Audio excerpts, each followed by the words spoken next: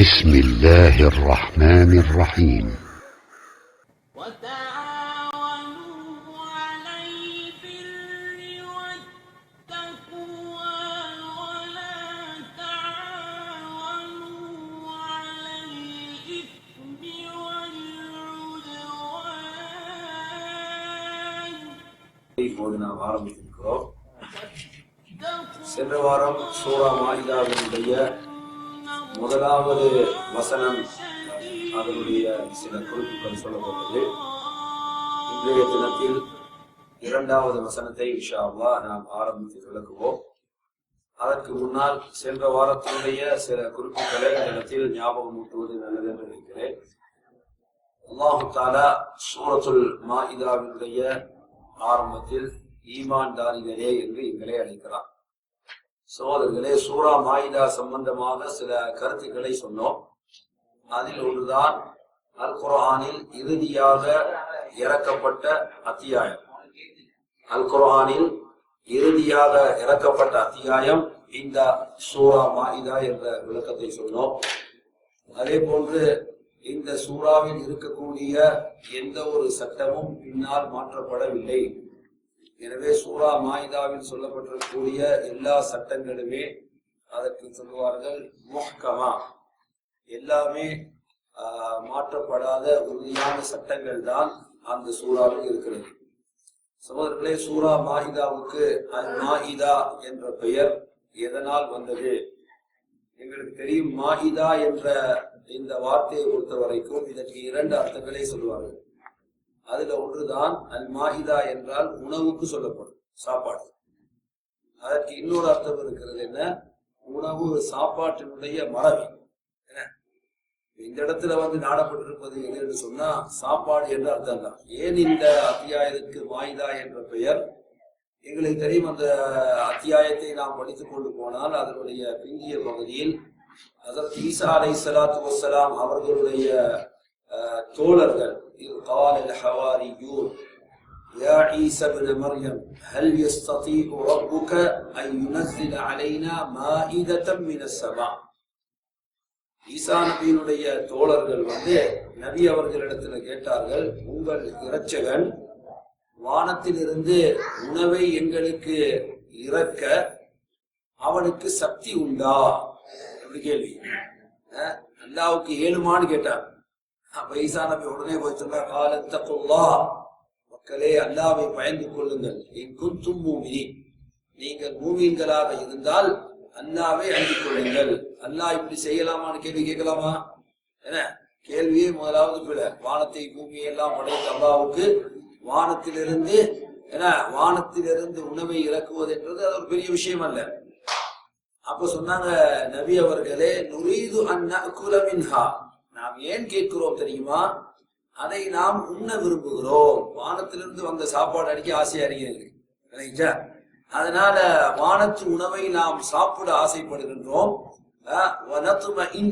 இன்னும் நுரீது அன் நஅகுல மின்ஹா வதத்மஇன்ன குலூபுனா, இன்னும் எங்களுடைய உள்ளங்கள் அமைதி அடைவதற்காகவும், எந்த விஷயத்துல நீங்க ஒரு உண்மையான தூதர் தான் என்பதில் எங்களுக்கு ஒரு அமைதியும் ஏற்படுவதற்காக நாம் வானத்திலிருந்து இறக்குமாறு கேட்கிறோம் சொல்லி அவங்க கேட்டதுக்கு காரணம் சொன்னாங்க. அப்ப எனவே இவ்வாறு ஒரு சம்பவம் சொல்லப்பட்ட காரணத்தினால்தான் அல்லாஹு தஆலா அந்த சூறாவுக்கு, அதாவது அந்த சூறாவுக்கு நாம் அல் மாயிதா என்ற அந்த பெயர் சூட்டப்பட்டிருப்பதை பார்க்கிறோம். சரி, அப்ப மாயிதா என்று சொன்னால் உணவு என்ற அர்த்தமும் உணவு தட்டு என்ற அர்த்தமும் இருக்கிறது. சகோதரர்களே, இந்த சூறாவுடைய ஆரம்பத்தில் அல்லாஹு தஆலா மூமின்களே என்று எங்களை அழைத்து, நீங்கள் எதையெல்லாம் உடன்படிக்கை செய்கின்றீர்களோ அந்த உடன்படிக்கையை நிறைவேற்றுங்கள் என்று அல்லாஹ் சொல்கிறார். அப்ப சென்ற வாரம் வகுப்புல நாம சொன்னோம், உடன்படிக்கை என்ற இந்த வார்த்தை இங்கு பொதுவாக சொல்லப்பட்டிருக்கிற காரணத்தினால் வாழ்க்கையில் எதுவெல்லாம் உடன்படிக்கை என்று இருக்கிறதோ அது எல்லாத்தையும் மூமின்கள் நிறைவேற்றும். யாரோடு நாம் எக்ரிமெண்ட் பண்ணினாலும், அது முஸ்லிமாக இருந்தாலும் காபிராக இருந்தாலும், யாரோடெல்லாம் நாம் உடன்படிக்கைகள் செய்கிறோமோ அந்த உடன்படிக்கைகளை நிறைவேற்றுவது என்பது மூமீன்களுடைய கடமை. இப்ப உடன்படிக்கையில ஒரு பகுதி தான் நாம் ஞாபகப்படுத்தினோம், அல்லாஹ்வோடு நாம் செய்திருக்கக்கூடிய உடன்படிக்கை. இந்த உலக வாழ்க்கையில நாங்க வாழ்றோம்னு சொன்ன நாங்க ஒரு எக்ரிமெண்ட்ல தான் வாழ்றோம். அல்லாஹ்வோடு நாம் உடன்படிக்கை செய்திருக்கிறோம். இந்த உடன்படிக்கையை அல்லாஹு தஆலா எங்களை படைப்பதற்கு முன்பே எங்களோடு செய்ததாக அவனுடைய அல் குர்ஆனில் குறிப்பிடுகின்றான். எனவே அல்லாஹ்வோடு நாம் செய்திருக்கக்கூடிய உடன்படிக்கையையும் நாம் நிறைவேற்ற வேண்டும். அதே போன்று மனிதர்களாகிய எங்களுக்கு மத்தியில் என்ன உடன்படிக்கை எல்லாம் நடைபெறுகின்றதோ அவற்றையும் நிறைவேற்றுபவர்களாக நாம் இருக்க வேண்டும். சரி, அப்ப உடன்படிக்கைகளை நிறைவேற்றுங்கள் என்று அல்லாஹு தஆலா அந்த வசனத்தை என்ன செய்கின்றான், ஆரம்பம் செய்கின்றான். அப்ப உடன்படிக்கையில இந்த இடத்துல ஒரு நிபந்தனை இருக்கிறது, அதை நாம் ஞாபகப்படுத்திக் கொள்ள வேண்டும். அதாவது மார்க்கம் அங்கீகரிக்கக்கூடிய உடன்படிக்கைகளாக இருக்க வேண்டும். சில சந்தர்ப்பத்தில் நாங்கள் உடன்படிக்கை செய்யலாம், மார்க்கம் அங்கீகரிக்காத உடன்படிக்கை கூட என்ன செய்யலாம். சில நிபந்தனைகளை மக்கள் விதிக்கலாம், அந்த நிபந்தனைகளை மார்க்கம் என்ன சமயத்தில் அனுமதிக்காத நிபந்தனையாக இருக்கலாம். உதாரணமாக ஒரு கல்யாணம் முடிக்க போறாருன்னு வைங்க, திருமணத்தின் போது மனைவி நிபந்தனை இடுகின்றாள். மனைவி என்ன செய்கின்றாங்க, எக்ரிமெண்ட்டுக்கு முன்னால, கல்யாணம் முடிச்ச பிறகு நிபந்தனை போட்டு சரி வராது, கல்யாணத்துக்கு முன்னால நிபந்தனை போடுகிறார். எப்படி நிபந்தனை, நீங்க வேற கல்யாணம் என்ன செய்யக்கூடாது, முடிக்க கூடாது, வேற திருமணம் செய்யக்கூடாது, இது நிபந்தனை. இவ்வாறு நிபந்தனை இடுவது கூடுமா? இவ்வாறு நிபந்தனை இடுவது கூடுமா? இவ்வாறு நிபந்தனை இட்டால், ஒரு பெண்மணி இவ்வாறு நிபந்தனை இட்டால் சட்டத்துல கூடுவது. ஏன்னா அவக்கு ரைட்ஸ் இருக்கு, அவ விரும்பின நிபந்தனையை போடுற ரைட்ஸ் அந்த பெண்மணிக்கு இருக்குது. இதுல என்ன நடக்குதுன்னு சொன்னா, இவர் அதை ஒத்துக்கொண்டால், யாரு மணவாளர் அந்த நிபந்தனையை ஒத்துக்கொண்டால் தன்னுடைய உரிமையை அவர் விட்டுக் கொடுக்கிறார் என்றதுதான் அர்த்தம். ஹராத்த ஹராமாக்கல்ல, ஹலாலாக்கல்ல, ஹலால ஹராமாக ஆக்கல்ல. இவர் என்ன செய்கின்றார், தன்னுடைய உரிமையை என்ன செய்கின்றார், அந்த இடத்துல விட்டுக் கொடுக்கின்றார். அப்ப பெண்மணிக்கு இவ்வாறு நிபந்தனை இடுவது அனுமதிக்கப்பட்டிருக்கிறதா என்றால் சட்டத்துல கூடும். அவள் என்ன செய்யலாம், நான் ஹயாத்தோடு இருக்கும் வரைக்கும் நீங்க என்ன செய்யக்கூடாது, வேறு திருமணம் முடிக்க கூடாது. இத பொம்பளைக்கு சொல்லிக் கொடுக்கறதா நினைச்சிடாதீங்க, தெரியாத நீங்க சொல்லிக் கொடுக்க போறீங்க. மார்க்க சட்டங்களை அவர்கள் தெரிந்திருப்பது நல்லது.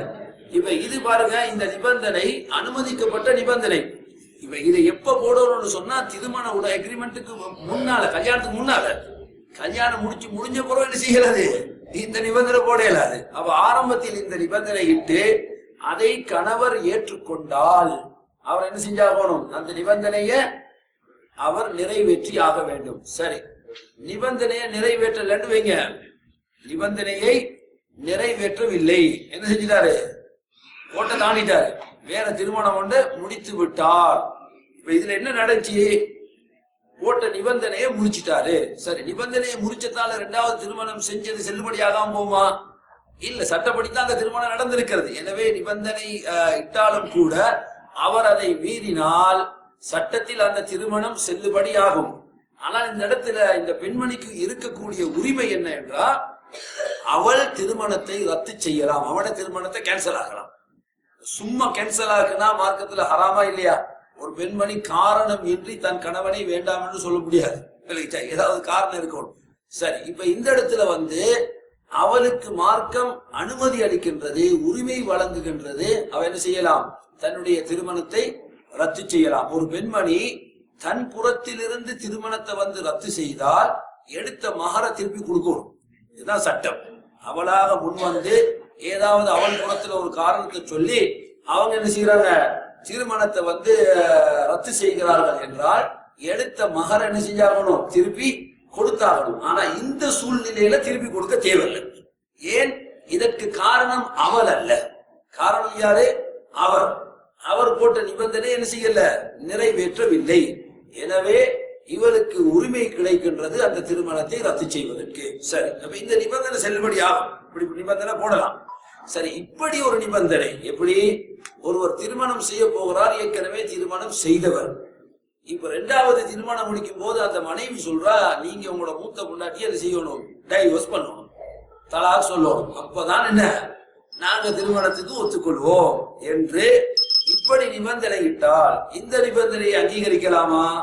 இந்த நிபந்தனையை அங்கீகரிக்க முடியாது. ஏன், நாம் இடக்கூடிய நிபந்தனைகள் மூலமாக மற்றவர்களுக்கு என்ன செய்யக்கூடாது, பாதிப்பு வரக்கூடாது, பிறர் அநியாயத்துக்கு ஆளாக கூடாது. எனவே அநியாயத்தை ஒருவர் ஏவினால் அதற்கு கட்டுப்படுவதற்கு மார்க்கம் என்ன செய்யல, சொல்லல. விரும்பினா திருமணம் முடிங்க, விரும்பலையா அப்ப திருமணம் செய்யாம இருக்கலாம். சகோதரர்களே, ஆக நிபந்தனைகள், அதாவது உடன்படிக்கைகளை நிறைவேற்றுங்கள் என்று அல்லாஹ் சொன்ன அந்த வார்த்தையில எதுவெல்லாம் மார்க்கம் தடுத்த நிபந்தனைகளாக இருக்குமோ அவற்றை என்ன செய்ய முடியாது, நிபந்தனை இட்டு இருந்தாலும் கூட, எக்ரிமெண்ட் பண்ணி இருந்தாலும் கூட செய்யக்கூடாது. எப்ப இவருக்கு தெளிவு வந்ததோ அப்ப என்ன செய்யக்கூடாது, இவர் செய்யக்கூடாது. இப்ப எங்களுக்கு தெரியும், இன்னைக்கு உலகத்துல வங்கிகளில், பேங்க்ஸ்ல வந்து என்ன செய்யறாங்க, நாங்க சல்லி எடுக்கிறதோ அல்லது சல்லி டிபாசிட் பண்றதோ அவங்க வட்டி போடுறதோ இதெல்லாம் என்ன செய்யுது, இதெல்லாம் அக்ரிமெண்ட் தான் நடக்குது, அப்படித்தானே? அப்ப எனவே நாம் விரும்பி அதை செய்கிறோம் என்பதற்காக அது ஆகும் என்று சொல்லலாமா என்றால் இல்லை. அல்லாஹ் எதை ஹராமாக்கினானோ அதை என்ன செய்ய முடியாது, நாம் நிபந்தனையாக இட முடியாது. வியாபாரத்தில் எத்தனையோ வியாபாரங்கள் என்ன செய்யும், மார்க்கம் தடுத்த கண்டிஷன்ல அது இருக்கும். அப்ப எனவே ஏற்கனவே நாங்க இப்படி நிபந்தனை போட்டு என்ன செஞ்சிட்டோம், நாங்க எடுத்து விட்டோம், எக்ரிமெண்ட் பண்ணிட்டோம் என்பதற்காக இல்ல, எக்ரிமெண்ட் பண்ணா செஞ்சுதானே ஆகணும், அதையும் மார்க்கம் தானே சொல்லுது அப்படின்னு ஒரு வாதத்தை என்ன செய்யலாம், முன்வைக்கலாம். அப்போது சட்டம் என்ன சொல்லப்படும், இல்ல அந்த எக்ரிமெண்ட் மார்க்கத்துக்கு முரண்பட்டதாக இருந்தால் என்ன செய்யக்கூடாது. அதான் ரசூல் ஸல்லல்லாஹு அலைஹி வஸல்லம் ஹதீஸ் சொன்னாங்க, குல்லு ஷர்த்தின் லைஸ ஃபீ கிதாபில்லாஹ், அல்லாஹ்வுடைய வேதத்தில் இல்லாத எந்த நிபந்தனையாக இருந்தாலும் அது பாத்தில் தான். அது 100 ஷர்த்தா இருந்தாலும் சரிதான், அது 100 நிபந்தனைகளாக இருந்தாலும் சரி, அது கேன்சர் தான், அது ஏற்றுக்கொள்ளப்பட மாட்டாது. சரி, அப்ப உடன்படிக்கைகள் என்று சொல்லும் போது சகோதரர்களே, உடன்படிக்கைகள் வந்து பேச்சுவார்த்தை மூலமாக உடன்படிக்கை செய்யலாம், எழுத்து மூலமாக உடன்படிக்கை செய்யலாம். சமயத்துல வந்து சில உடன்படிக்கைகள் வந்து பேச்சே இல்லாம கூட என்ன செய்யும், நடக்கும். பேச்சே இல்லாம கூட சில உடன்படிக்கைகள் நடக்கலாம். அப்ப எனவே ஊர்ல அவர்கள் வாழக்கூடிய பகுதிகளில் எவ்வாறெல்லாம் உடன்படிக்கைகள் அனுமதிக்கப்பட்டதாக இருக்கின்றதோ, எவ்வாறெல்லாம் உடன்படிக்கைகள் நடைமுறையில் இருக்கிறதோ அந்த அனைத்து உடன்படிக்கைகளும் இந்த ஆயத்தில் அடங்கும். எழுதினாத்தான் உடன்படிக்கை, நான் என்ன அது சும்மா வாயால தானே சொன்னேன், உங்களுக்கு ரைட்ல தந்தனா எழுதி தந்தனா அப்படி எல்லாம் என்ன செய்யக்கூடாது. ஒருவருக்கு நாம் எக்ரிமெண்ட்ல வாய் மூலமாக செய்திருந்தால் அதையும் கூட இந்த ஆயத்து உள்ளடக்கும். இல்ல வாயால தானே சொன்னா நான் உங்களுக்கு எழுதி தரலே அப்படி என்ற வாதத்தை என்ன செய்ய முடியாது. சில சமயங்கள்ல எழுத்து இல்லாமலே என்ன செய்யும், இவங்களுக்கு தெரியும், நாங்க சில கடைக்கு போறோம், இப்ப மஹ்பஸ் ரொட்டி கடைக்கு போனோம்னு சொன்னா சுட்டு வச்சிருப்பான், அங்க போயிட்டு எவ்வளவு எது விளையலாம், ஒரு ரியால போட்டோமா 4 ரொட்டியை தூக்கிட்டு என்ன செஞ்சாச்சு வந்தாச்சு. இப்ப ஏதாவது பேசணுமா, எங்களுக்கு தெரியும் ஈஜாப் கபூல்னு ஒன்று இருக்குது எக்ரிமெண்ட்ல, அவர் வித்தேன்னு சொல்லணும், நான் எஸ் அதை வாங்கிட்டேன்னு சொல்லணும் இல்லையா. அப்ப இங்க பாத்தீங்கன்னு சொன்னா ஒண்ணுமே பேசவும் இல்லை, கதைக்கவும் இல்லை.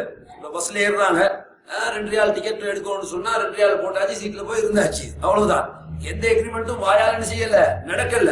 இருந்தாலும் அந்த பிரதேசத்துல வந்து அது நிபந்தனையாக உடன்படிக்கையாக கருதப்படுகின்றது. எனவே உடன்படிக்கை என்று சொல்லும் போது அது வாயால் எழுத்தால் அமைதியாக மௌனமாக கூட என்ன செய்யும், உடன்படிக்கைகள் நடைபெறும். எதுவாக இருந்தாலும் சரி, இந்த வசனம் வந்து எல்லா உடன்படிக்கைகளையும் என்ன செய்கின்றது, உள்ளடக்குகின்றது. அல்லாஹ் அனுமதிக்காத ஹராமாக்கப்பட்ட உடன்படிக்கைகளை தவிர. என்ற சமயத்துல வந்து எக்ரிமெண்ட் பண்ணிட்டோம் தானே என்ற வாதத்தை முன்வைக்கலாம். இப்ப ஒருவர் ஒரு எக்ரிமெண்ட் பண்றாரு, பிறகுதான் தெரிய வருவது இது மார்க்கத்துல வந்து ஹராம்னு சொல்லி. அங்க பேச போன நேரத்துல அவர் என்ன வாதத்தை முன்வைக்கிறாரு, இல்லையே நாங்க எக்ரிமெண்ட் பண்ணி முடிச்சிட்டோமே, எக்ரிமெண்ட் பண்ணுனா மூமின்கள் அதை நிறைவேற்றித்தானே ஆக வேண்டும், ஏன்னா அந்த தோரணையில இல்ல இப்ப இது சரி வராது, அடுத்த முறை பார்த்துக்கிறோம் அப்படின்னு கூட வாதத்தை என்ன செய்யலாம், முன்வைக்கலாம். ஆனால் சட்டம் என்ன சொல்கின்றது, அல்லாஹ் ஹராமாக்கியவைகள் எக்ரிமெண்ட்ல என்ன செய்யக்கூடாது, வரக்கூடாது.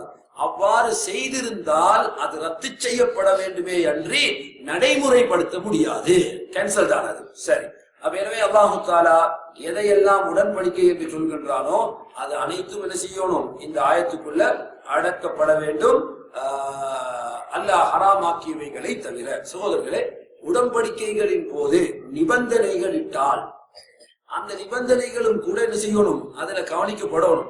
உதாரணமா ஒரு காரை விற்கிறாரு, விற்கிற நேரத்துல சொல்றாரு, ஓகே நான் உங்களுக்கு இந்த காரை விற்கிறேன், சல்லியை கையில எடுத்துட்டாரு, ஆனா ஒரு கண்டிஷன் போடுறாரு, நான் இன்னொரு கார் வாங்கும் வரைக்கும் என்ன செய்யணும், இந்த கார் என்னிடம் தான் இருக்கணும்ன்றார். நான் இன்னொரு கார் வாங்கும் வரைக்கும் இந்த வாகனம் என்னிடம் தான் இருக்க வேண்டும். அல்லது ஒரு வீட்டை விற்கிறார், ஒருவருக்கு வித்து சல்லியையும் எடுத்துட்டாரு கையில, ஆனா கண்டிஷன் போடுறாரு என்ன, இன்னொரு 6 மந்த்துக்கு இந்த வீட்டுல இருக்கிறதுக்கு நீங்க என்ன செய்யணும், எங்களுக்கு அனுமதி தர வேண்டும். அப்ப வியாபாரத்தின் போது, உடன்படிக்கையின் போது ஒருவர் நிபந்தனை இட்டால் அந்த நிபந்தனை என்ன செய்யணும், கவனத்தில் கொள்ளப்பட வேண்டும். அதுவும் இந்த ஆயத்தினுடைய எக்ரிமெண்ட்டை நிறைவேற்றுங்க என்ற அந்த வசனத்தில் என்ன செஞ்சிடும், அதுவும் அடங்கிவிடும். அவ்வாறு நிபந்தனை இடலாமா என்றால் நிபந்தனை இடலாம், நிபந்தனை இடலாம். சரி சகோதரர்களே, அல்லாஹு தாலா அடுத்தபடியாக அந்த ஆயத்துல உங்களுக்கு அல்லாஹு தாலா கால்நடைகளை ஹலாலாக்கி இருக்கிறேன் என்று சொல்கிறார்.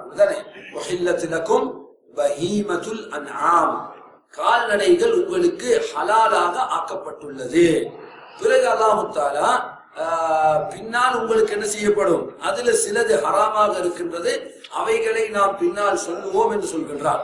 பிறகு அல்லாஹு தாலா நீங்கள் இஹ்ராமோடு இருக்கும் போது ஹுரும் என்ற ஒரு வார்த்தை இருக்குது. ஹுரும் என்றால் ஹராம் என்ற வார்த்தைக்கு பன்மைதான் ஹுரும். இந்த வார்த்தைக்கு என்ன அர்த்தம் சொன்னா 2 அர்த்தங்கள் இருக்குது. அதுல ஒன்றுதான், யாரெல்லாம் ஹஜ்ஜுக்காக உம்ராவுக்காக நியத்து வைத்து இஹ்ராமுடைய ஆடையை அணிந்து நியத்து வைத்து விட்டார்களோ அவர்களையும் என்ன செய்யப்படும், அந்த ஹராம் என்ற வார்த்தை, ஹுரும் என்ற வார்த்தை அடக்கும். சரியா?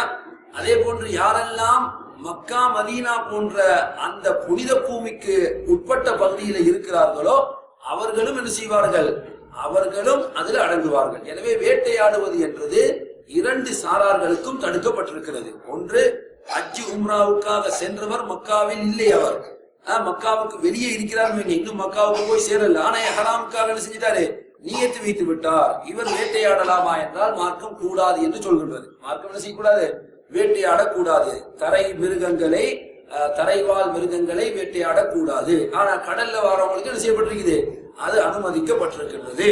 அப்ப அல்லாஹு தஆலா இதை விளக்கிவிட்டு பிறகு 2வது வசனத்துல இன்னும் சில முக்கியமான தடைகளை அல்லாஹு தஆலா எங்களுக்கு குறிப்பிடுகின்றான். சரி, 2வது ஆயத்தை பாருங்க. அல்லாஹு தஆலா அதிலே கூட யா அய்யுஹல்லதீன ஆமனு, ஈமான் கொண்டவர்களே என்று எங்களை அழைக்கிறார். சரி, இந்த 1வது வசனத்துல ஞாபகப்படுத்தப்பட வேண்டிய இன்னொரு சட்டம் சகோதரர்களே, சென்ற முற கிளாஸ் முடிஞ்ச பிறகுதான் அது என்ன ஞாபகப்படுத்தப்பட்டது. அதாவது மிருகங்கள் அனுமதிக்கப்பட்டிருக்கிறது என்றால் ஹலாலான முறையில் நாம் அதனை அறுத்தால்தான் எங்களுக்கு என்ன அனுமதி, என்ன மார்க்கம் சொன்ன சட்டப்படி அறுக்க வேண்டும். அப்பதான் ஆடு மாடு ஒட்டகம் போன்ற மிருகங்கள் என்ன செய்யப்படும், எங்களுக்கு ஹலாலாக்கப்படும். சரி, அதுல ஒரு சட்டம் என்ன, ஒரு ஆட்டையோ மாட்டையோ ஒட்டகத்தையோ ஒருவர் அறுக்கிறார். அறுத்த பிறகு பார்த்தால் அது அதனுடைய வயிற்றில் என்ன குட்டி இருக்கின்றது.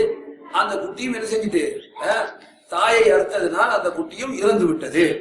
இப்ப இந்த குட்டிக்குரிய சட்டம் என்ன என்றால் மார்க்கம் சொல்கின்றது, அது உங்களுக்கு உண்பதற்கு ஹலாலாக்கப்பட்டிருக்கிறது. ரசூல் ஸல்லல்லாஹு அலைஹி வஸல்லம் அவர்களிடத்துல இது சம்பந்தமாக கேட்கப்பட்ட நேரத்தில் லகாத்துல் ஜனீன், அந்த குட்டியினுடைய சட்டம் என்னவென்றால் அதனை அறுப்பது என்பது தாயை அறுத்தால் போதும் என்று சொன்னார்கள். தாயை அறுப்பதின் மூலமாக ஜகாத்துல் ஜனீன் ஜகாத்து உம்மிஹி, அதனுடைய தாயை அறுத்ததின் மூலமாக அந்த குட்டி எங்களுக்கு ஹலாலாக என்ன அதுவும் அறுக்கப்பட்டது போன்று ஆக்கப்பட்டு விட்டது. அதுவும் என்ன அறுக்கப்பட்ட சட்டத்துக்கு விட்டது. சரி, அப்ப எனவே குட்டியாக இருக்கக்கூடியது வயிற்றுல தாயை அறுத்த பிறகு பார்த்தா அது செத்துட்டுன்னு வைங்க. செத்திருந்தால் இப்ப மீண்டும் அதை அறுக்கணும் என்றது என்ன இல்ல, மார்க்கத்துல சட்டம் இல்ல, அது எங்களுக்கு ஹலால். சரி, உசுரோடு இருந்தா என்ன சட்டம், உயிரோடு இருந்தால் அப்போது என்ன செய்யணும், அதை சட்டப்படி அறுக்கத்தான் வேணும். உயிரோடு இருந்தால் அதை மார்க்கம் சொல்லக்கூடிய சட்டப்படி அறுக்க வேண்டும். அது இறந்து இருந்தால் அப்போது அது ஏற்கனவே அறுக்கப்பட்ட சட்டத்துக்கு என்ன ஆளாகி விட்டது. சரிதானே? அப்ப எனவே இந்த சட்டமும் அல்லாஹ் உங்களுக்கு கால்நடைகளை அனுமதித்திருக்கிறான் என்பதற்கு உங்களுக்கு ஹலாலாக்கப்பட்டிருக்கிறது என்று சொல்லும் போது அதை வெட்டிதான் மார்க்கம் சொல்லப்படக்கூடிய சட்டப்படி அறுத்துதான் நாம அதை என்ன செய்யணும், ஹலாலாக்கணும். அப்ப அதுல குட்டியினுடைய சட்டமும் என்ன செஞ்சிடும், அதுல அடங்கி விடும். இந்த ஹதீஸ பாத்தீங்கன்னா இமாம் திர்மிதி, அபூ தாவூத் ரஹ்மத்துல்லாஹி அலைஹி போன்ற அந்த இமாம்கள் அறிவித்திருக்கிறார்கள். பல மார்க்க அறிஞர்கள் இந்த ஹதீஸை நம்பகமான ஹதீஸ் என்று சொல்லி இருக்கிறார்கள். சரி, அடுத்த வசனத்தை பொறுத்த வரைக்கும் சகோதரர்களே, அல்லாஹ் தஆலா அதிலே என்ன செய்கின்றான்?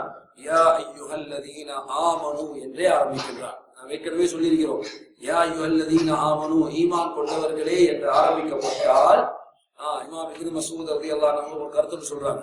யாருக்கு தெரியும் என்ன சொன்னாங்க? இப்னு மஸ்ஊத் ரலியல்லாஹு அன்ஹு அவர்கள் யா அய்யுஹல்லதீன ஆமனு என்று ஆரம்பிக்கப்பட்டால் என்ன செய்ய சொன்னாங்க? நல்ல காதை கொடுத்து கேளுங்க. அல்லது காது கேட்கறது குறைவான ஆக்கள் என்ன செய்வாங்க? கொஞ்சம் கூட கவனம் செலுத்துவாங்க. அது மாதிரி இப்ப நாங்க எல்லாருமே அந்த நிலைக்கு ஆளாகி எல்லாருமே என்ன செய்யணும்? காதை நல்லா கொடுக்கணும். அல்லாஹ் தஆலா இதற்கு பிறகு இந்த யா அய்யுஹல்லதீன ஆமனுவுக்கு பிறகு என்ன செய்ய போகின்றான்? உங்களுக்கு ஒரு நன்மையை ஏவ போகின்றான், அல்லது ஒரு தீமையை என்ன செய்ய போகின்றான்? தடுக்க போகின்றான். இந்த ரெண்டாவது ஒன்றுதான் என்ன செய்யும்? அந்த ஆயத்துக்கு பின்னால் இருக்கும். இன்னும் சில அறிஞர்கள் விளக்கம் சொல்லியிருக்கிறார்கள். சில சமயத்தில் யா அய்யுஹல்லதீன ஆமனுவுக்கு பிறகு அல்லாஹ் தஆலா சில சம்பவங்களை கூட, சில தகவல்களை கூட என்ன செய்கின்றான்? சொல்லத்தான் செய்கின்றான். சரி, இப்ப இந்த வசனத்திலே கூட அல்லாஹ் தஆலா எப்படி ஆரம்பிக்கின்றான்? யா அய்யுஹல்லதீன ஆமனு. அதனுடைய தர்ஜமாவை யாராவது வாசிப்பீங்களா? சரி, நல்ல சத்தம் போட்டு வாசிக்கணும். இரண்டாவது முஸ்லிம்களே, நீங்கள் இஸ்லாம் கட்டியிருக்கும் சமயத்தில் உங்களுக்கு ஏற்படுத்தப்பட்ட அல்லாஹ்வின் மார்க்க அடையாளங்களையும் சிறப்பான மாதங்களையும் குர்பானிகளையும் குர்பானிக்காக அடையாளம் காட்ட பெற்றவற்றையும் தங்களுடைய இறைவனின் அருளையும் திருப்பொருத்தத்தையும் நாடி கண்ணியமான அவனுடைய ஆலயத்தை நாடி செல்வோரையும் தாக்குவதையோ அவமதிப்பதையோ நீங்கள் ஆர்வமாக்கிக் கொள்ளாதீர்கள். அல்லாஹ் தஆலா எப்படி ஆரம்பிக்கிறார்? யா அய்யுஹல்லதீன ஆமனு, ஈமான் கொண்டவர்களே, லா துஹில்லு ஷஆயிரல்லாஹ், அதாவது அல்லாஹ்வினுடைய அடையாள சின்னங்கள். ஷஆயிர், அந்த வசனத்துல பாருங்க, ஷஆயிர் என்ற ஒரு வேர்டு. ஷஆயிர் என்ற வேர்டு வந்து ஷஈரா என்ற வேர்டு அல்லது ஷிஆர் என்ற ஷிஆரா என்ற வேர்டுக்கு பன்மையான வேர்டு தான். அதுக்கு என்ன அர்த்தம் சகோதரர்களே? அல்லாஹ் தஆலா எதையெல்லாம் கண்ணியப்படுத்தி வைத்திருக்கின்றானோ, அல்லாஹ் எதையெல்லாம் கண்ணியப்படுத்தி வைத்திருக்கிறானோ அவைகளுக்கு என்ன செய்யப்படும்? ஷஆயிர் என்று சொல்லப்படும். நான் குர்ஆன்ல பார்த்தோம்னா அல்லாஹ் சொல்றான், இன்ன ஸஃபா வல் மர்வத மின் ஷஆயிரில்லாஹ், ஸஃபாவும் மர்வாவும் அல்லாஹ் கண்ணியப்படுத்திய இடங்களில் உள்ளது. அல்லாஹ் கண்ணியப்படுத்திய இடங்களில் உள்ளது, அல்லாஹ்வின் அடையாள சின்னங்கள் என்று சொல்லுவார்கள். அதே போன்று எங்களுக்கு தெரியும், அல்லாஹ் தஆலா வல் புத்ன ஜஅல்நாஹா லகும் மின் ஷஆயிரில்லாஹ் சொல்றான். அதாவது இந்த குர்பானிக்காக வைக்கப்பட்டிருக்கக்கூடிய இந்த ஒட்டகம் இருக்குதானே, இதுவும் கூட அல்லாஹ் கண்ணியப்படுத்திய அல்லாஹ்வுடைய அடையாள சின்னங்களில் உள்ளது. வமை யுஅம்மிம் ஷஆயிரல்லாஹ், யார் அல்லாஹ் கண்ணியப்படுத்தியவைகளை மகத்துவப்படுத்துவாரோ ஃபஇன்னஹா மின் தக்வல் குலூப், அவருடைய உள்ளம் இறையச்சம் உள்ளது என்று அல்லாஹ் செய்கின்றான், சொல்கிறான். அப்ப குர்ஆன்ல பல்வேறு இடங்கள்ல அந்த ஷஆயிர் என்ற வேர்டு வாரத்தை நாங்க பார்க்கிறோம். சரி, அப்ப அல்லாஹ் தஆலா பொதுவாக சொல்கிறான், ஷஆயிரல்லாஹ் லா துஹில்லு ஷஆயிரல்லாஹ், அல்லாஹ்வுடைய அடையாளங்கள் அல்லது அல்லாஹ் கண்ணியப்படுத்திய பொருட்கள், அந்த பொருட்களை நீங்கள் அசிங்கப்படுத்தி விடாதீர்கள். அதை என்ன செய்யாதீங்க? தாக்குவதை அவமதிப்பதையோ உங்களுக்கு ஆகுமானதாக ஆக்கிவிடாதீர்கள். அப்ப அல்லாஹு தஆலா எதையெல்லாம் கண்ணியப்படுத்தி இருக்கிறார் எங்களுக்கு தெரியும். இடங்கள் என்று பார்த்தால் அல்லாஹு தஆலா அவருடைய பூமியில் மக்கா, மதீனா, பைத்துல் மக்திஸ் போன்ற இடங்களை என்ன செய்திருக்கின்றான்? சிறப்புப்படுத்தி வைத்திருக்கிறார். சுப்ஹானல்லதி அஸ்ரா பிஅப்திஹி லைலன் மினல் மஸ்ஜிதில் ஹராம் இலல் மஸ்ஜிதில் அக்ஸா அல்லதி பாரக்னா ஹவுலஹு என்று சொல்கின்றார். அந்த மஸ்ஜிதுல் அக்ஸாவுடைய சூழ்புறத்தை நாம் என்ன செய்திருக்கிறோம்? பரக்கத்துக்குரியதாக ஆக்கியிருக்கிறோம். அப்ப ரசூல் ஸல்லல்லாஹு அலைஹி வஸல்லம் மக்காவை மதீனாவை பற்றி என்ன செய்தார்கள்? நிறைய சிறப்புகளை சொன்னார்கள். அல்லாஹ் தஆலா இந்த பிரதேசங்களை என்ன செய்திருக்கின்றான்? உங்களுக்கு சிறப்பானதாக ஆக்கியிருக்கின்றான். எனவேதான் எங்களுக்கு தெரியும், மக்காவுக்கு தனியான சட்டங்கள் இருக்குது. மக்காவுக்கு போறாங்களுக்கு அந்த சட்டம் தெரிஞ்சிருக்கணும். அங்க இருக்கக்கூடிய மரங்களை நாம் என்ன செய்யக்கூடாது? வெட்டக்கூடாது. அங்க இருக்கக்கூடிய வீசப்பட்ட பொருட்களை என்ன செய்யக்கூடாது? எடுக்கக்கூடாது. சரியா? மக்கால இவைகள் செய்யக்கூடாது என்று தடுக்கப்பட்டிருக்கின்றது. சகோதரர்களே, ஆக எதை அல்லாஹு தஆலா கண்ணியப்படுத்தி வைத்திருக்கிறானோ அவற்றை நாமும் கண்ணியப்படுத்த வேண்டும். அல்லாஹு தஆலா அதை நீங்கள் அவமதித்து விடாதீர்கள். அத விரும்புறமாய் நடத்துறதுக்கு உங்களுக்கு ஹலால் என்றமாய் என்ன செஞ்சிடாதீங்க, நீங்கள் ஆக்கி விடாதீர்கள் என்று சொல்கின்றார். அடுத்ததாக வலஷஹ்ரல் ஹராம், கண்ணியமான மாதத்தையும் நீங்கள் என்ன செய்யாதீர்கள், அவமதித்து விடாதீர்கள். கண்ணியமான மாதம் என்றால் என்ன? எது கண்ணியமான மாதம்? 4 மாதங்கள் என்ன செய்யப்பட்டிருக்கிறது, கண்ணியமான மாதங்களாக சொல்லப்பட்டிருக்கிறது. யாருக்கு தெரியும் அந்த 4 மாசம்? சொல்லுங்க. அல்லாஹ் கண்ணியப்படுத்திய 4 மாதங்கள் ரமலான், ஷவ்வால், வேற முஹர்ரம், சரி வேற சரி யாராவது ஒரு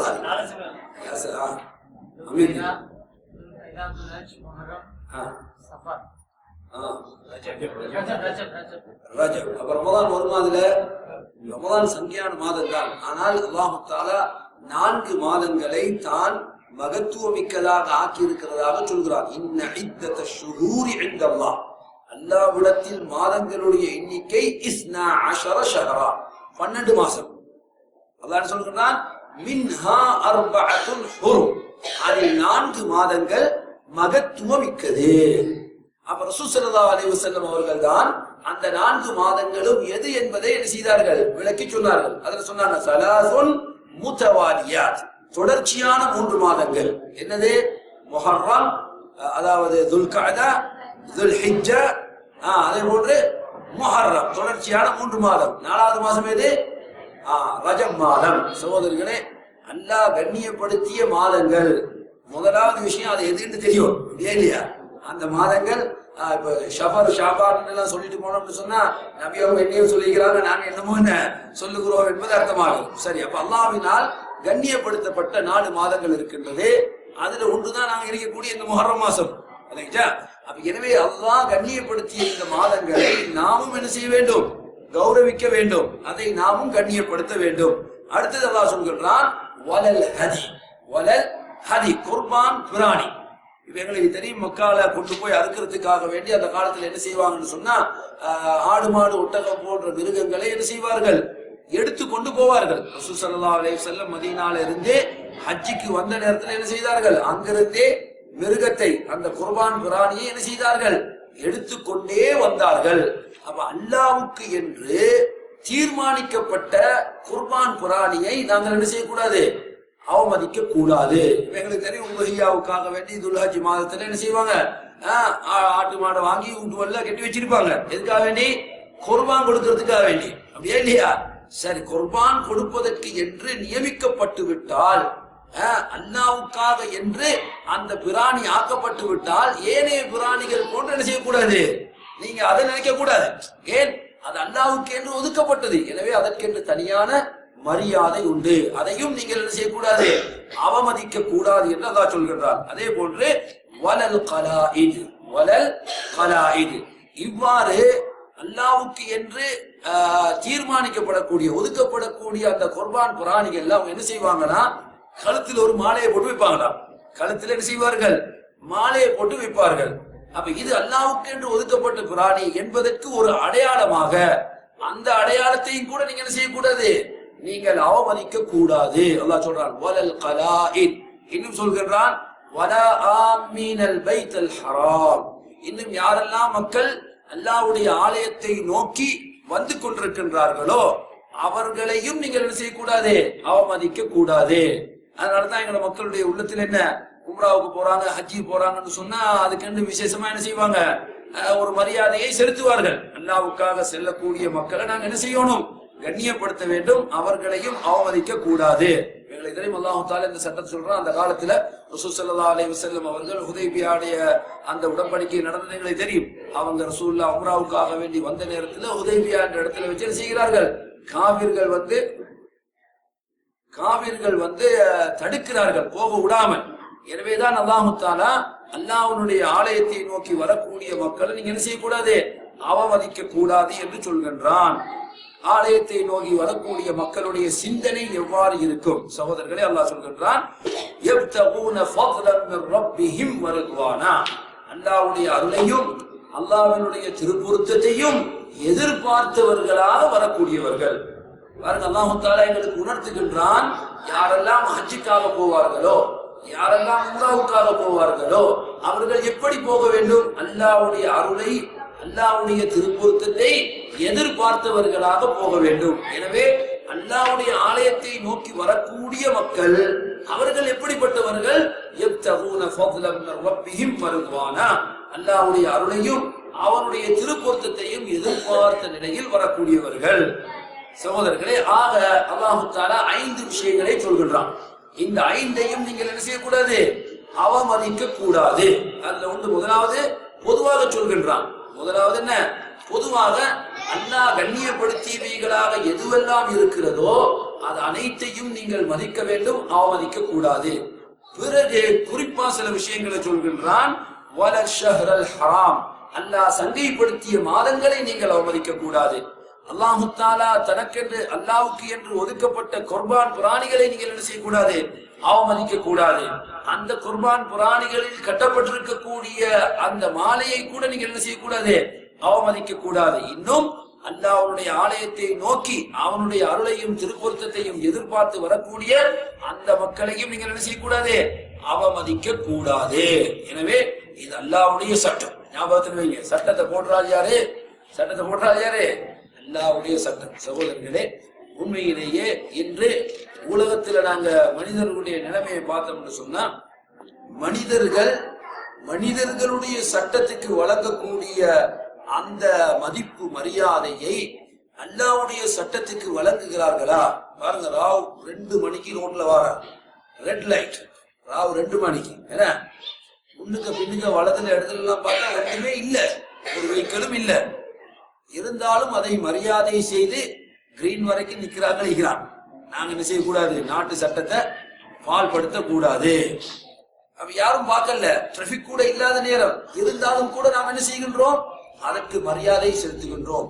உண்மைதான், அப்படித்தான் நடக்க வேண்டும். அதுதான் என்ன, ஒரு மனிதனுடைய வாழ்க்கையில அரசாங்கம் ஒரு சட்டம் போட்டா சும்மா போட்டு அந்த சட்டத்தை இல்ல, மனிதர்களுடைய நலனுக்காகத்தான் அந்த சட்டம் போடப்பட்டிருக்கிறது. எனவே அதை மதிக்க வேண்டும். சகோதரர்களே, இதை விட பல்மடங்கு நாம் அல்லாஹ்வுடைய சட்டத்துக்கு மரியாதை கொடுப்பவர்களாக இருக்க வேண்டும். அதான் தான் சொல்கிறான் என்ன, அல்லாஹ் எதையெல்லாம் மரியாதையாக்கி இருக்கின்றானோ அத்தகையவற்றை யாரெல்லாம் மதிப்பார்களோ அவர்களுடைய உள்ளத்தில் தக்வா இருக்கிறது. ஏன் மதிப்பளிக்கிறார்கள் அவர்கள்? அல்லாஹ் மதிப்பளித்திருக்கிறான், அல்லாஹ்வுடைய கட்டளை என்ற ஒரே காரணத்துக்காக என்ன செய்கின்றார்கள்? அவர்கள் மதிப்பளிக்கின்றார்கள். எனவே சகோதரர்களே, சிறியதோ பெரியதோ அல்லாஹ்வுடைய கட்டளை என்று எதுவெல்லாம் இருக்கின்றதோ அதை மதிப்பவர்களாக மூமின்களாகிய நாம் இருக்க வேண்டும். அல்லாஹ் தஆலா அதைத்தான் இந்த வசனத்தில் என்ன செய்கின்றான்? வலியுறுத்துகின்றான். சரி, அதை தொடர்ந்து அல்லாஹ் சொல்கின்றான், وَإِذَا حَلَلْتُمْ فَاصْطَادُوا وَإِذَا حَلَلْتُمْ فَاصْطَادُوا. சரி, அடுத்த வாசிங்க. நீங்கள் இஹ்ராமில் கலைந்து விட்டால் அனுமதிக்கப்பட்டவற்றை நீங்கள் வேட்டையாடலாம். சகோதரர்களே, இஹ்ராமின் போது வேட்டையாடக்கூடாது என்று சட்டம் இருந்தது. என்ன, அதுலயும் ஒரு கண்டிஷன் என்ன? எதை வேட்டையாடக்கூடாது? எதை? தரைவாழ் மிருகங்களை தான். கடல்லையா இருந்தா என்ன, கப்பல்ல வாராக்கள் அல்லாஹ் என்ன செஞ்சுக்கிறான்? அனுமதித்து இருக்கிறான். சரி, பிறகு அல்லாஹ் சொல்கின்றான், எப்போது இஹ்ராமில் இருந்து நீங்கள் விடுபட்டு விட்டீர்களோ, இப்ப உம்ராவை பொறுத்த வரைக்கும் எங்களுக்கு தெரியும், தவாஃப் செஞ்சு சாய் செஞ்சு முடிய வெட்டிட்டாருன்னு சொன்னா ஹலாஸ், இஹ்ராமுடைய காலம் முடியுது, அப்படிதானே? ஆனா ஹஜ்ஜை பொறுத்த வரைக்கும் எப்ப இஹ்ராமுடைய காலம் முடியும்? பெருநாள் தினமண்டு கல்லடித்து, பெருநாள் தினமண்டு ஹாஜிகள் கல்லடித்து தலைமுடியை வெட்டி விட்டால் அல்லது குர்பான் கொடுத்து விட்டால் அவர்கள் இஹ்ராமை கலைத்து விடுவார்கள். எனவே இதுக்கு முன்னால் எதுவெல்லாம் அவர்களுக்கு தடை செய்யப்பட்டிருந்ததோ அதுவெல்லாம் இப்போது செய்வது ஆகும் என்று ஆகிவிடும். ஆனா ஒரே ஒரு காரியத்தை தவிர, யாருக்கு தெரியும், பெருநாள் தினமண்டு ஆஜிகள் கல்லடித்து குர்பானையோ அல்லது தலைமுடியையோ இறக்கி விட்டார்களானால் அவர்கள் இதுக்கு பிறகு என்ன செய்யலாம்? ஏற்கனவே அவர்களுக்கு ஆடை அணியக்கூடாது, நறுமணம் பூசக்கூடாது, நகம் வெட்டக்கூடாது இப்படி சட்டம் எல்லாம் இருந்துச்சா இல்லையா? இந்த சட்டம் எல்லாம் இப்போ ஓகே செய்யலாம் என்ற நிலைமைக்கு வந்துடும். ஆனால் ஒரே ஒரு காரியத்தை தவிர, சொல்லுங்க நிசாராஜி, கணவன் மனைவியாக இருப்பவர்கள் என்ன செய்யக்கூடாது? கணவன் மனைவியாக இருப்பவர்கள் குடும்ப வாழ்க்கையில் ஈடுபடக்கூடாது, குடும்ப வாழ்க்கையில் ஈடுபடக்கூடாது. எனவே அது தடுக்கப்பட்டிருக்கிறது. எது வரைக்கும்? ஊருக்கு திரும்ப வரைக்குமா? எது வரைக்கும்? எது ஐயாமு தஷ்ரீக் முடியும் வரைக்குமா? எது வரைக்கும்? என்ன ஹாஜிபார் இப்பதான் ஹஜ் முடிச்சுட்டு வந்தோம். தவாஃபுல் இஃபாதா செய்யும் வரைக்கும். என்ன ஹஜ்ஜினுடைய தவாஃபுல் இஃபாதா, அந்த தவாஃபுல் இஃபாதாவை செய்யும் வரைக்கும் என்ன செய்யக்கூடாது? மனைவிமாரோடு என்ன, அதனால தான் புதுசா கல்யாணம் முடிச்சாக்கள் பெருநாள் அண்ணே தவாஃபுல் முடிச்சுக்குவாங்க ரைட்டா. அதை லேட் பண்ணி கொண்டு நிற்க மாட்டாங்க. பழைய ஆட்கள் இல்ல இது 2 நாள் டைம் இருக்குதானே, 3வது அன்று சேர்த்து செய்யலாம் தானே, பிரச்சனை இல்லை தானே செய்வார்கள். அவர்கள் தாமதம் செய்வார்கள். சகோதரர்களே, அல்லாஹ் தஆலா எங்களுக்கு ஹஜ்ஜிலோ உம்ராவிலோ இஹ்ராமிலிருந்து நாம் விடுபட்டு விட்டால் ஏற்கனவே எவையெல்லாம் தடையாக இருந்ததோ அந்த தடைகளை இப்போது ஆகும் என்று அனுமதிக்கின்றான். அப்ப ஏற்கனவே தடையில உள்ளதுதான் வேட்டையாடக்கூடாது என்பது. வேட்டையாடக்கூடாது என்பது என்ன? இஹ்ராம் ஆகிவிட்டால் தடையாகிவிடும். இப்ப அல்லாஹ் என்ன சொல்கின்றான்? வஇதா ஹலல்தும், எப்போது நீங்கள் இஹ்ராமை கலைந்து விட்டீர்களோ ஃபஸ்தாது, இப்ப நீங்க என்ன செய்யலாம்? இப்ப நீங்க வேட்டையாடலாம். இப்போது நீங்கள் வேட்டையாடலாம், வேட்டையாடுங்கள் என்று கட்டளை எடுக்கின்றான். சகோதரர்களை, இப்ப இதுல நீங்க பாத்தீங்கன்னு சொன்னா கட்டளையாக சொல்லப்பட்டிருக்கின்றது. எப்போது நீங்கள் இஹ்ராமை கலைந்து விட்டீர்களோ அல்லாஹ் சொல்கிறான் ஃபஸ்தாது, வேட்டையாடுங்கள். ஆனா இங்க தர்ஜுமத்து குர்ஆன்ல வேட்டையாடலாம் அப்படின்னு தான் போட்டிக்கிறாங்க. ஆனா சட்டப்படி வேட்டையாடுங்கள் என்பதுதான் அதனுடைய அர்த்தம். சரி, வேட்டையாடுங்கள் என்று அல்லாஹ் சட்டம் போடுறானே, ஆர்டர் போடுறானே.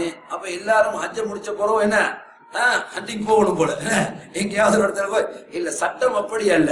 என்ன, எப்பதான் ஒரு கட்டளை வந்தால், ஒரு தடைக்கு பிறகு கட்டளை வந்தால், அந்த தடைக்கு முன்னால் அந்த கட்டளையினுடைய சட்டம் என்னதோ அதுதான் தடைக்கு பிறகும் சட்டம்.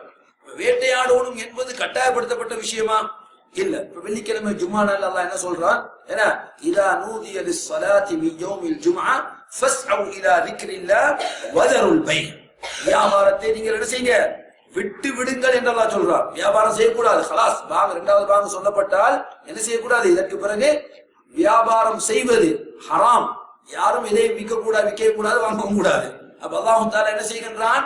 தடை செய்கின்றான். அல்லாஹ் என்ன சொல்றான்? ஃபஇதா குதியத்திஸ் ஸலாஹ், தொழுகை முடிந்து விட்டால் ஃபந்தஷிரு ஃபில் அர்த், இப்ப போங்க பூமியில, வப்தகு மின் ஃபضலில்லாஹ், அல்லாஹ்வுடைய அருளை நீங்கள் தேடுங்கள். இப்ப நீங்க வியாபாரம் எல்லாம் தாராளமா என்ன செய்யலாம். இப்ப வியாபாரம் செய்யுங்கன்னு அல்லாஹ் சொல்றான். தொழுது முடிச்சுட்டா அதுக்கப்புறம் என்ன? இப்ப எல்லாரும் தொழுது அப்படின்னா தொழுது முடிஞ்சு விட்டு போயிடலாம் படுக்கிறது. இந்த வசனத்தை நேரடியாக பார்த்தால் என்ன, அதாவது நீங்கள் தொழுகை முடிந்த பிறகு கண்டிப்பாக என்ன செஞ்சாகணும், நீங்க வியாபாரத்தை நோக்கி சென்றுதான் ஆக வேண்டும் என்பது சட்டமாகிவிடும். ஆனால் அதுவல்ல இந்த இடத்துல நாடப்பட்டது. ஜும்மாவுக்கு முன்னால் ஒருவர் வியாபாரம் செய்வது கடமை, அவருக்கு கடமை கிடையாது. வெள்ளிக்கிழமை தாராளமா கடையை போட்டு என்ன செய்யலாம், ரெஸ்ட் எடுக்கலாம். எனவே ஜும்மாவுக்கு முன்னால் அது கடமை இல்லாத காரணத்தினால் ஜும்மாவுக்கு பிறகும் என்ன, அது கடமை இல்லை, உங்களுக்கு அனுமதி என்பதுதான் அர்த்தம். ஆனால் ஜும்மாவுக்கு முன்னால கடமையான ஒரு விஷயமா இருந்தால் அல்லாஹ் இடையில பிளாக் பண்ணி போட்டு இப்ப செய்யுங்கன்னா இப்பயும் சட்டம் கடமையாயிரும்.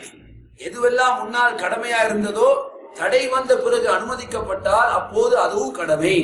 எதுவெல்லாம் முன்னால் அனுமதிக்கப்பட்டதாக இருந்ததோ தடை வந்த பிறகு அதை செய்யுங்க என்று வந்தா செய்யுங்கன்றது ஓர்டர் கிடையாது. இப்ப என்ன, உங்களுக்கு செய்ய அனுமதி உண்டு. அதனாலதான் அல்லாஹ் தஆலா நீங்கள் இஹ்ராத்தை கலைந்து விட்டீர்களானால் அப்போது நீங்க என்ன செய்யலாம், நீங்கள் மீண்டும் வேட்டையாடலாம். நீங்கள் வேட்டையாடுங்கள் அல்லாஹ் சொல்றான். வேட்டையாடுங்கள் அர்த்தம் என்ன, வேட்டையாடுவதற்கு அனுமதி உண்டு என்பதுதான் அர்த்தம். சகோதரர்களே, அதை தொடர்ந்து அல்லாஹ் தஆலா என்ன சொல்கின்றான்? வலா யஜ்ரிமன்னகும் ஷனஆனு கௌம் அன் ஸத்தூகும் அனில் மஸ்ஜிதில் ஹராமி அன் தஅதது. இது ஒரு முக்கியமான விஷயம் சகோதரர்களே. வாழ்க்கையில ஒவ்வொரு மூமினுக்கும் அல்லாஹ் தஆலா மிக வலியுறுத்தி சொல்லக்கூடிய ஒரு சட்டம் இது. அதாவது எங்களுக்கு தெரியும், ரசூல் ஸல்லல்லாஹு அலைஹி வஸல்லம் அவர்கள் ஹுதைபியாவுக்கு வந்த நேரத்தில் மக்கத்து காவிர்கள் என்ன செய்தார்கள், அவர்களை மக்காவை அடைய விடாது தடுத்தார்கள். அல்லாஹ்வுடைய ஆலயத்திற்கு போய் சேர விடாமல் தடுத்தார்கள். சரி, இப்ப எப்படி இருக்கும், எங்களை ஒரு இடத்துக்கு போக விடாட்டி என்ன நடக்கும், எங்களுக்கு சந்தர்ப்பம் வரட்டுமே உங்களுக்கு செஞ்சு காட்டுறேன், எங்களுக்கு சந்தர்ப்பம் வரட்டுமே உங்களுக்கு செஞ்சு காட்டுற என்ற மனப்பாங்கு தான் என்ன செய்யும், மனிதனுக்கு வரும். ஆனா அல்லாஹ் என்ன செய்கின்றான், அந்த மனப்பாங்கை தடுக்கின்றான். இல்ல, நீங்க நீதமாக நேர்மையாக நடக்கணும். அவர்கள் தடுத்தார்கள் என்பதற்காக நீங்கள் அநியாயம் செய்ய போய் விடாதீர்கள். அல்லாஹ் சொல்றான், வலா யஜ்ரிமன்னகும் ஷனஆனு கௌமின் அன் ஸத்தூகும் அனில் மஸ்ஜிதில் ஹராமி அன் தஅதது. அவர்கள் உங்களை மஸ்ஜிதுல் ஹராமுக்கு செல்ல விடாது தடுத்தார்கள் என்பதற்காக அவர்களை நீங்கள் என்ன செய்தார்கள், நீங்க அநியாயம் செய்ய போய்த்திராதீங்க. அப்ப எனவே ஒரு மனிதர் எங்களுக்கு அநியாயம் செய்து விட்டால் மார்க்கம் எங்களுக்கு தெரியும் அனுமதிக்கின்றது என்ன, அதே அளவு நீங்க ரிப்பீட் கொடுக்கலாம். என்ன அல்லாஹ் என்ன சொல்றான், அவர்கள் உங்கள் மீது எல்லை மீறி நடந்தார்களானால் அவர்கள் எல்லை மீறி நடந்தால் நீங்க என்ன செய்யலாம், அதே போன்று அதே அளவு நீங்களும் என்ன செய்யலாம், நடக்கலாம். நீங்கள் தண்டித்தால் நீங்கள் எவ்வாறு தண்டிக்கப்பட்டீர்களோ அதே அளவு நீங்கள் என்ன செய்யலாம், தண்டிக்கலாம். இருந்தாலும் கூட நீங்கள் மன்னிப்பது சிறந்ததுன்னு அல்லாஹ் சொல்றாங்க. அப்ப எனவே ரிப்பீட் அதே அளவாக இருந்தால் மார்க்கம் அனுமதிக்கின்றது. ஆனால் அதுல ஒரு கிஞ்சித் அளவும் கூட நீங்க என்ன செஞ்சிடக்கூடாது, எல்லையை கடந்து விடக்கூடாது. உண்மையிலே பாருங்க, ஒவ்வொரு மூமினும் தன்னுடைய உள்ளத்துல மனதுல கட்டுப்பாடு உள்ளவனாக இருக்க வேண்டும். அடுத்தவங்க எங்களுக்கு அநியாயம் செய்து விட்டால் அதே அளவு அனுமதி உண்டு, இருந்தாலும் அல்லாஹ் மன்னிக்கிறது சிறந்தது என்று சொல்றான். ஆனால் ஒரு மனிதன் அதே அளவு ரிப்பீட் கொடுத்தாருன்னு சொன்னா அது மார்க்கத்துல இல்ல, அது ஹராமாக ஆக்கப்படாது. ஆனால் அந்த நேரத்துல நீங்க என்ன செய்யக்கூடாது, எல்லையை மீறிவிடக் கூடாது. ஒரு ஆள் கண்ணத்துக்கு அடிச்சாருன்னு, இவர் கண்ணம் தலை கை கால்னு பார்க்காம எல்லாருக்கும் சேர்த்து சாத்துவார், அப்படியே இல்லையா? எனக்கு அரைஞ்சான், எனக்கு என்ன செய்தான், அரைந்தான். சகோதரர்களை, அரைந்தால் அதற்கு ரிப்பீட் என்ன இருக்கணும், அது அரை மாத்திரம் தான் இருக்கணும். அவன் ஒரு அரைந்தால் இவர் என்ன ஒரு கண்ணத்துக்கு அடிச்சதோட தட்டப்படன்னு செஞ்சுட்டாரு, கண்ணு பார்க்கணும், இது தடை. நாம் இப்போது என்ன செய்கின்றோம், அத்துமீறுகின்றோம், எல்லையை தாண்டுகின்றோம். ஆனா இந்த சட்டம் போர் களத்தில் இல்லை, ஞாபகத்தில் வச்சுக்கோங்க. போர் நடந்து கொண்டிருக்கி அவன் ஒரு வெட்டு வெட்டினான், நான் அநியாயம் செய்யக்கூடாது, நானும் ஒரு வெட்டு தான். நீங்க ஒரு வெட்டு நிக்கிற நேரம் அவன் செஞ்சிருவான், களத்தை மதுப்பாத்துருவான். அங்க சட்டம் அதல்ல, அங்க சாருக்கு மார்க்கா போட்டு என்ன செய்யணும், வெற்றுதான் அங்கு சட்டம். போர்க்களம் என்று வந்தால் இது வெளி வாழ்க்கையில் சொல்லப்படக்கூடிய சட்டம். நீங்க என்ன செஞ்சிடக்கூடாது, அநியாயம் செய்து விடக் கூடாது. எனவே நாம் கட்டுப்பாடு உள்ளவர்களாக இருக்க வேண்டும். அல்லாஹ் தஆலா அதாவது மஸ்ஜிதுல் ஹராமுக்கு செல்ல விடாது அவர்கள் உங்களை தடுத்ததன் காரணமாக நீங்கள் என்ன செய்து விடாதீர்கள், நீங்க அநியாயம் செய்பவர்களாக உங்களை ஆக்கிக் கொள்ளாதீர்கள், எல்லை மீறி நடக்காதீர்கள். சகோதரர்களே, அடுத்தாக அல்லாஹ் சொல்கின்றான், வதஆவனு அலல் பிர்ரி வத்தக்வா. பாருங்க, வாழ்க்கைக்கு தேவைப்படக்கூடிய இன்னும் ஒரு பொது சட்டத்தையும் அல்லாஹ் சொல்கிறான். வதஆவனு, மூமின்களே, நீங்கள் ஒருவர் மற்றவருக்கு உதவியாக இருந்து கொள்ளுங்கள். எதுல, அலல் பிர்ரி வத்தக்வா, நன்மையான காரியத்திலும் அல்லாஹ்வை அஞ்சக்கூடிய காரியத்திலும் என்ன செய்யுங்க, ஆளுக்கால் உதவியாக இருந்து கொள்ளுங்கள். வலா தஆவனு அலல் இஸ்மி வல் உத்வான், பாவத்திலும் அநியாயம் செய்வதிலும் நீங்கள் ஆளுக்கால் உதவியாக இருக்க வேண்டாம். ஒருவர் மற்றவருக்கு உதவியாக இருக்காது. எனவே சகோதரர்களே, லைஃப்ல பொதுவாகவே நாம் ஒருவருக்கு ஹெல்ப் பண்றதா இருந்தால் நன்மையான காரியத்தில் மாத்திரம்தான் என்ன செய்ய முடியும், ஹெல்ப் பண்ண முடியும். தீமையான எந்த ஒரு காரியத்திலும் நாம் என்ன செய்யக்கூடாது, யாரும் யாருக்கும் சகவாசம் வழங்கக்கூடாது, ஒத்துழைப்பு வழங்கக்கூடியவர்களாக இருக்கக்கூடாது. அல்லாஹ் தஆலா பொதுவாக இப்ப நீங்க இதை பாத்தீங்கன்னு சொன்னா சில சமயத்துல இவருக்கு ஹெல்ப் பண்ணலாமா இல்லையா, இதுக்கு நாங்க உதவி செய்யலாமா இல்லையா. சகோதரர்களே, எல்லா விஷயத்திலையும் தான், அது பாடசாலையாக இருந்தாலும் சரி, வீடாக இருந்தாலும் சரி, கடையாக இருந்தாலும் சரி, தெருவாக இருந்தாலும் சரி, எதுவாக இருந்தாலும் சரி. அதனாலதான் எங்களுக்கு தெரியும், ஷேக் பின் பாஸ் ரஹ்மத்துல்லாஹி அலைஹி அவர்களிடத்துல ஒரு கேள்வி கேட்கப்படுவது, ஒரு பேங்க் ஒன்று ஸ்டார்ட் பண்ண போறாங்க, ஏன்னா இன்ட்ரெஸ்ட் பேங்க், வட்டி பேங்க், என்னிடத்துல ஒரு இடம் இருக்குது, ரெண்டுக்கு கேட்கிறாங்க, கொடுக்கலாமா? ஷேக் அவர்கள் பதில் சொன்னார்கள், ஹராம், கொடுக்க கூடாது. ஏன் கொடுக்க கூடாது? அல்லாஹ் சொல்கின்றான், நன்மைக்கு உதவியாக இருங்கள், தீமைக்கு என்ன செய்யாதீங்க, உதவியாக இருக்காதீர்கள். இப்ப ஒரு இடத்துல ஒரு காட்சி காண்பிக்க போகின்றார்கள், அது என்ன மார்க்கத்துக்கு தடை செய்யப்பட்ட ஹராமான காட்சியா இருக்குதுன்னு வைங்க, இதுக்கு எங்கள்கிட்ட டொனேஷன் கேட்கிறாங்க, அல்லது இதுக்கு எங்கள்கிட்ட என்ன செய்யறாங்க, சாமான் கேட்கிறாங்க. உங்கள்கிட்ட பெரிய டிவி ஒன்றிக்காமே கொஞ்சம் தாரீங்களா, எதுக்கு, அவர் போட்டு காட்ட போறார் இல்லைங்களா, உங்கள்கிட்ட இவ்வளவு பெரிய கேபிள் ஒன்றிக்காமே, எங்களுக்கு கொஞ்சம் அது தேவைப்படுது, எடுத்துக்கொள்ளலாமா? சகோதரர்களே, அல்லாஹ் சொல்லி இருக்கின்றான், நன்மையான காரியமாக இருந்தால் தாராளமாக நீங்கள் உதவி செய்யுங்கள். நன்மையான காரியமாக இருந்தால் நீங்கள் உதவியாக இருங்கள், தீமையாக இருந்தால் நீங்கள் ஒத்துழைக்க கூடாது. நாங்க யோசிக்கலாம், ஒத்துழைச்சா என்ன?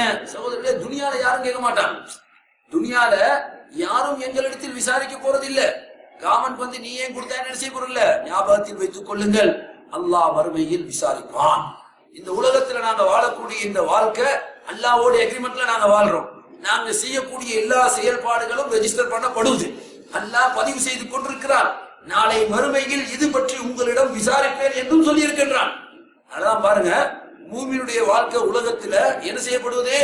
கண்காணிக்கப்படுகின்றது. அல்லாஹ் வந்து முராகபா சொல்றான். அல்லாஹ் இன்னல்லாஹ கான அலைக்கும் ரகீபா, அல்லாஹ் உங்களை கண்காணிக்கின்றான். சரி, வெறுமனே கண்காணித்துக் கொண்டு மாத்திரமா இருக்கிறான். என்ன செய்கிறான்? இரண்டாவது ஸ்டெப், அதை ரெஜிஸ்டர் பண்ணுகின்றான், பதிவு செய்கின்றான். எல்லாம் ரெக்கார்ட் ஆகுது. சும்மா பார்த்து கொண்டு மட்டும் இல்ல, ரெக்கார்டிங் நடக்குது. சகோதரர்களே, மூன்றாவது விஷயம் என்ன? சும்மா ரெக்கார்ட் பண்ணி போட்டு அல்லாஹ் மூலையில வச்சுக்கணும்னு நினைக்காதீங்க. இல்லை, மறுமையில் உங்களை விசாரிப்பேன் என்று சொல்கின்றான். அப்ப 3 காரியம் நடந்தே தீரும். அல்லாஹ் கண்காணிக்கின்றான், அல்லாஹ் பதிவு செய்கின்றான், பிறகு உங்களிடம் அது பற்றி விசாரிப்பேன் என்று சொல்கின்றான். நாளை மறுமையில் அல்லாஹ் விசாரிக்கும் போது நாம் என்ன பதில் சொல்வது என்பதை நாம் ஞாபகத்தில் வைத்துக் கொள்ள வேண்டும். எனவே சூரத்துல் மாயிதாவுடைய இந்த 2வது வசனத்தில் இருக்கக்கூடிய இந்த துண்டு சகோதரர்களே, வாழ்க்கையில் பொதுவாக எந்த ஒரு இடத்துக்கும் தேவைப்படலாம்.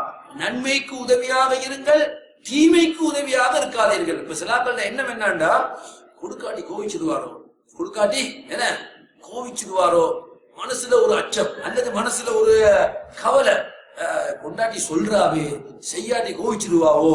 சகோதரர்களே, ஆம், அவங்க கோவிப்பாங்களா இல்லையான்றத நாங்க பார்க்கத்தான். அதுக்கு மேல ஒருத்தர் கோவிப்பானா இல்லையான்றத அதை பார்க்கணுமே. அதனால்தான் பாருங்க, ஷேக் அல்பானி ரஹ்மத்துல்லாஹி அலைஹி அவர்களிடத்துல அவருடைய மஜ்லிஸ்ல ஒருவர் என்ன செஞ்சாராம், இடது கையினால் எடுத்து தண்ணீர் அருந்தினாராம், லெப்டால எடுத்து தண்ணி அடிச்சிட்டாரு. அப்ப இமாம் அவர்கள் சொன்னாங்களா, ஏப்பா இடது கையால குடிக்கிறது தடையே, வலது கையால தானே இது பண்ணணும். அப்ப அவர் சொல்றாராம், ஷேக் நான் இந்த ரைட் ஹேண்டால குடிச்சா கிளாஸ் ஊத்தியாகிருமே, இந்த கையில எச்சு அதுல என்ன செஞ்சிடும்.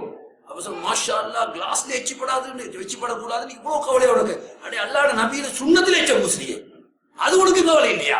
அல்லாஹ்வுடைய ரசூல் சட்டமிட்டார்கள், வலது கரத்தினால் தான் நீங்கள் சாப்பிட வேண்டும், குடிக்க வேண்டும். அது கவலை வரல, உங்களுக்கு இதுல ஊத்தப்படும் என்றது மட்டும் கவலை இருக்கு. சுப்ஹானல்லாஹ். சகோதரர்களே, மனைவி கோவிப்பால், நண்பர்கள் கோவிப்பார்கள், ஊர் மக்கள் கோவிப்பார்கள், ஆம் கோவிப்பார்கள் தான். ஆனால் அது எல்லாத்தையும் மீறி அல்லாஹ்வுடைய சட்டத்தை மீறினால் அல்லாஹ் கோவிப்பான் என்ற சிந்தனை என்ன செய்யணும்? மூமின்களுடைய உள்ளத்துல நிறைஞ்சி இருக்கணும். அதுவே தான் அல்லாஹ் தஆலா வதஆவனு அலல் பிர், நன்மையான காரியத்துக்கு நீங்கள் ஒத்தாசை செய்யுங்கள், உதவியாக இருங்கள், தீமைகளுக்கு நீங்க என்ன செய்யாதீங்க, உதவி செய்யாதீர்கள். எனவே யாரும் உதவி கேட்கிறாங்களா, யாரும் ஒரு சப்போர்ட் கேட்கிறாங்களா, நாங்க சப்ஜெக்ட பார்க்கணும். கண்ணை பத்தியோட ஹெல்ப் பண்றது இல்ல, என்ன சப்ஜெக்ட், என்ன நடக்குது, அல்லாஹ் திருப்திப்படும் விஷயமா அல்லது அல்லாஹ் கோவிக்க கூடிய விஷயமா? அல்லாஹ் கோவிப்பானா என்றால் உலகத்துல எவன் கோவிச்சாலும் எனக்கு பிரச்சனை இல்லை. உலகத்துல யார் என்னோடு கோவித்துக் கொண்டாலும் எனக்கு அது கவலையே இல்லை. காரணம், அல்லாஹ் என்னோடு கோவிக்க கூடாது. சகோதரர்களே, நபி அவர்கள் சொன்னார்கள், யார் அல்லாஹ்வுடைய திருப்திக்காக மற்றவர்கள் கோவித்தாலும் பரவாயில்லை என்று நடப்பானோ அவனை மக்களுக்கு மத்தியில் திருப்தியுடையவனாக அல்லாஹ் ஆக்குவான். யார் அல்லாஹ்வை கோபப்படுத்திக் கொண்டு மக்களுடைய திருப்தி எதிர்பார்ப்பானோ அல்லாஹ் மக்களை அவன் மீது கோபப்பட செய்வான். இன்னைக்கு பாத்தீங்கன்னா நல்லா இருப்பாங்க நண்பர்களாக, கொஞ்ச நாள்ல என்ன நாயின் கரிசட்டியுமாய் ஆயிரும். கொஞ்ச நாள் என்ன செய்வார்கள், பகைவர்களாக ஆகிவிடுவார்கள். காரணம் என்ன? அல்லாஹ்வை மதிக்காத நடந்த காரணத்தினால் அவர்களுடைய உள்ளங்களை அல்லாஹ் அப்படி புரட்டி விட்டார். சகோதரர்களே, அந்த ஆயத்தை அல்லாஹு தஆலா அவ்வாறு சொல்லிவிட்டு இறுதியாக இந்த விடயங்களில் நீங்கள் நடந்து கொள்வது உங்களுக்கு கடமை. ஏன்? வத்தகுல்லாஹ், நீங்கள் அல்லாஹ்வை அஞ்சிக் கொள்ளுங்கள். மக்களே, அல்லாஹ்வை அஞ்சிக் கொள்ளுங்கள். இன்னல்லாஹ ஷதீதுல் இகாப், அல்லாஹ் மிக கடுமையாக தண்டிப்பவன் என்று சொல்றாங்க. சகோதரர்களே, அல்லாஹ் பத்தி நிறைய வசனங்களை நாங்க படிக்கிறோம். என்ன? அல்லாஹ் கஃபூர், அல்லாஹ் இரக்கமுள்ளவன், அப்படிதானே? அல்லாஹ் ரஹீம், அல்லாஹ் அன்புள்ளவன். ரஹ்மான், அவன் வந்து மிக பெரும் கருணை மிக்கவன். என்ன? அல்லாஹ் மன்னிக்கிறவன். சகோதரர்களே, குர்ஆனை நீங்க படிச்சு பாத்தீங்கன்னா அல்லாஹு தஆலா எப்படி தன்னை அருள் மிக்கவனாக காட்டுகின்றானோ இதே போன்று அல்லாஹு தஆலா நான் கடுமையாக தண்டிப்பவன் என்பதையும் நீங்கள் என்ன செய்யாதீர்கள், மறந்து விடாதீர்கள். அல்லாஹ்வுடைய தண்டனைக்கு முன்னால எவருடைய தண்டனையும் எவருடைய சக்தியும் என்ன செய்ய போவதில்லை, தாக்கி பிடிக்க போவதில்லை. எனவே அல்லாஹ் எங்களை பாதுகாக்க வேண்டும். அல்லாஹு தஆலா அந்த ஆயத்தில் மிக முக்கியமான ஒரு விஷயத்தை சொல்லி எங்களை உணர்வூட்டி அல்லாஹ் அந்த வசனத்தை முடிக்கின்றான். வத்தகுல்லாஹ், மக்களே நீங்கள் அல்லாஹ்வை அஞ்சிக் கொள்ளுங்கள். இன்னல்லாஹ ஷதீதுல் இகாப், அல்லாஹ் மிக கடுமையாக தண்டிப்பவன். யாரை தண்டிப்பான் சகோதரர்களே? யாரை தண்டிப்பான்? நல்லவர்களை அல்லாஹ் ஒரு நாளும் தண்டிக்க மாட்டான். அல்லாஹ் தண்டிப்பது கயவர்களைத்தான். அல்லாஹ் கெட்டவர்களைத்தான் தண்டிப்பான். ஒரு நாளும் ஒரு மனிதன் நல்லா நடந்திருக்காரு, நல்லவரா வாழ்ந்திருக்காரு, நீங்க நல்லா இருந்தாலும் சரி நான் உங்களை தண்டிப்பேன், அல்லாஹ் தண்டிப்பானா? இல்ல, நிச்சயமாக ஒரு நாளும் அல்லாஹ் நல்லவர்களை தண்டிக்க மாட்டான். அல்லாஹ் தண்டிப்பது தீயவர்களைத்தான். அவன் நாடினால் மன்னிக்க கூட செய்வான். எனவே அல்லாஹ்வுடைய தண்டனையை அஞ்சி வாழ்வது என்பது இந்த உலகத்துல மூமின்ட்ட இருக்க வேண்டிய ஒரு பண்பு என்பதையும் அல்லாஹ் தஆலா அந்த வசனத்தின் மூலமாக எங்களுக்கு விளங்கப்படுத்துகின்றார். எனவே சகோதரர்களே, இந்த வசனத்துடைய ஆரம்பத்தில் அல்லாஹ் தஆலா ஈமான்தாரிகளே என்று எங்களை அழைத்து சில விஷயங்களை எங்களுக்கு சொல்கின்றான். அல்லாஹ் எவைகளை கண்ணியத்திற்குரியதாக ஆக்கியிருக்கிறானோ அவைகளை நீங்கள் அவமதித்து விடாதீர்கள். அப்ப உலகத்தில் அல்லாஹ் கண்ணியப்படுத்திய பொருட்களை நீங்கள் அவமதிக்க கூடாது என்று சொல்கின்றான். அதே போன்று அல்லாஹ் கண்ணியப்படுத்திய மாதங்களை நீங்கள் அவமதிக்க கூடாது என்று சொல்கின்றான். அல்லாஹ்வுக்காக நியமிக்கப்பட்ட குர்பான் பிராணியை நீங்கள் அவமதிக்க கூடாது என்று சொல்கின்றான். அல்லாஹ்வுக்காக அந்த குர்பான் பிராணியில் கட்டப்பட்டிருக்கக்கூடிய மாலைகளை கூட நீங்கள் என்ன செய்யக்கூடாது, நீங்கள் அவமதிக்க கூடாது. அல்லாஹ்வுடைய ஆலயத்தை நோக்கி வரக்கூடிய மக்களை, அல்லாஹ்வுடைய அருளையும் அவனுடைய திருப்பொருத்தத்தையும் எதிர்பார்த்து வரக்கூடிய அந்த மக்களை நீங்கள் அவமதிக்க கூடாது என்று சொல்கின்றான். அதே போன்று இஹ்ராத்திலிருந்து நீங்கள் கலைந்து விட்டால் ஏற்கனவே தடுக்கப்பட்டிருந்த அந்த வேட்டையாடுதல் என்பது உங்களுக்கு அனுமதிக்கப்பட்டதாக ஆகிவிடுகிறது என்று சொல்கின்றான். அதே போன்று அல்லாஹ் தஆலா நீங்கள் வாழ்க்கையில் என்ன செய்யக்கூடாது, பிறர் உங்களுக்கு செய்த அநியாயத்துக்காக எல்லை கடந்து நடப்பவர்களாக நீங்கள் இருக்கக்கூடாது, எல்லை கடந்து நடப்பவர்களாக நீங்கள் இருக்கக்கூடாது என்று சொல்கின்றான்.